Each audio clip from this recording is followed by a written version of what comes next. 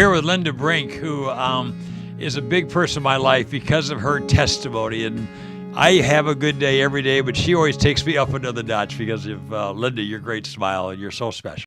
I want to get to the story that brings us to where we're at, to where you're at today.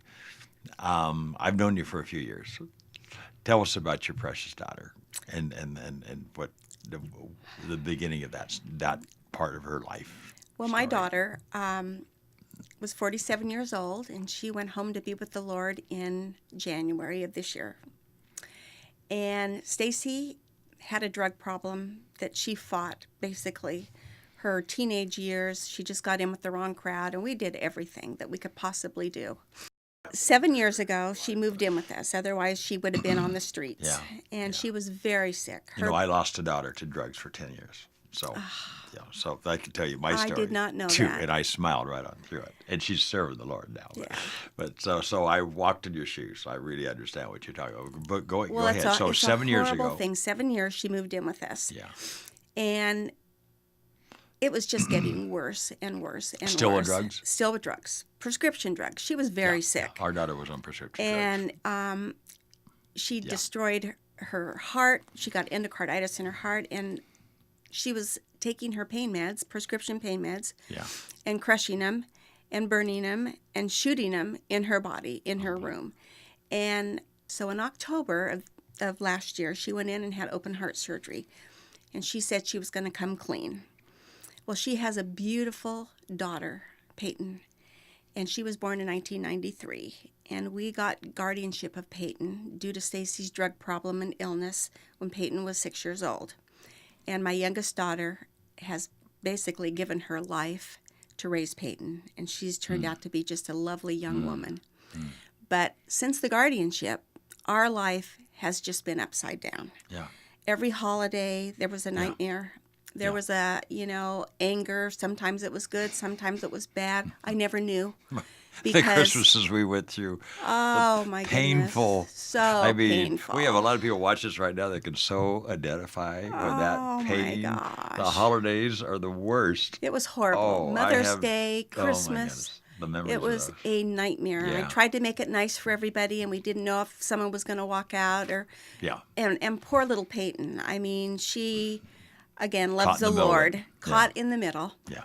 But again, with the love of God and my wonderful daughter, who is my rock, she took such good care of her and raised her. And the last couple of years, it had been better because I think my daughter realized that she could only love her from afar and didn't want to give her conflict in her life. So that was a good thing. But it just went on and on. I mean, so many times I was living to support her habit. And we tried rehab, and, I'd call the doctors and say, please don't write any more prescriptions.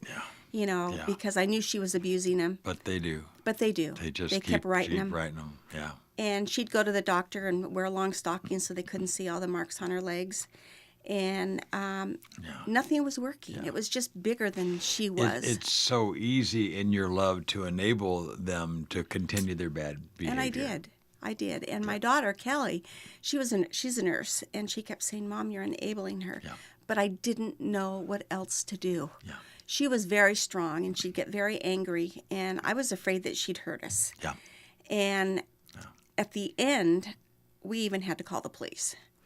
And they came. And this was on the day that she went into the hospital, December 18th of last year. And I wanted her to go to rehab, and she said, I'm going to kill myself, and all the threats and all the nightmare.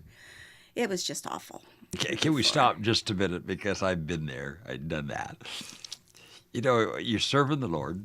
You love the Lord with your heart. You just love the Lord. Exactly.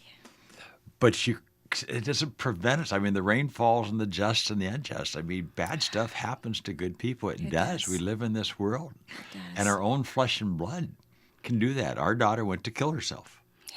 She wrote us a note, and she went to kill herself. And she lied, and she yelled, and she would be with her mom in the middle of South Coast Plaza and yell at her at the top of her voice and walk off and leave my wife just mortified. But my wife kept on loving her. She's the ultimate mom, and she kept giving her money.